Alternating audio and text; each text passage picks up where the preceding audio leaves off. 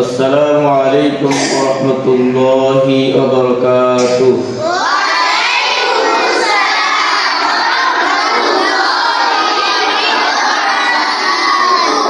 কেমন আছেন সবাই? আলহামদুলিল্লাহ। আল্লাহ তাআলা অসংখ্য মেহেরবানি, আল্লাহ আমাদের সবাইকে ভালো রেখেছে। আবারও আমরা হাজির হয়েছি প্রতি সপ্তাহের ন্যায় আজকেও হাজির হয়েছি ইসলামিক প্রশ্ন এবং উত্তর নিয়ে।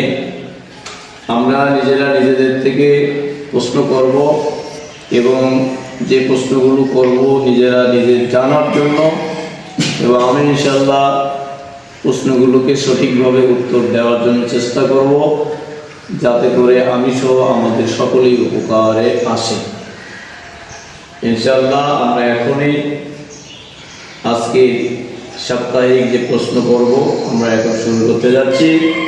এ পর্যায়ে আমাদের প্রশ্ন পর্ব শুরু হচ্ছে ইনশাআল্লাহ। এখন প্রশ্ন করবে তোমরা, সেই প্রশ্নের আলোকে ইনশাআল্লাহ সঠিক উত্তর দেওয়ার চেষ্টা করব ইনশাআল্লাহ।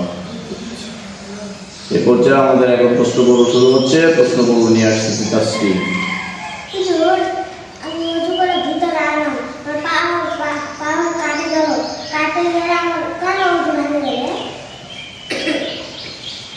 ওযু করার পরে ভিতরে এসে যদি কোনো কারণে শরীরের কোনো জায়গা থেকে কেটে গিয়ে রক্ত বের হয়, আর ওই রক্তটা যদি গড়ে পড়ে তাহলে ওযু ভেঙে যাবে। আর যদি রক্ত বের হয়েছে কিন্তু গড়ে পড়েনি তাহলে ওযু ভেঙে যাবে না।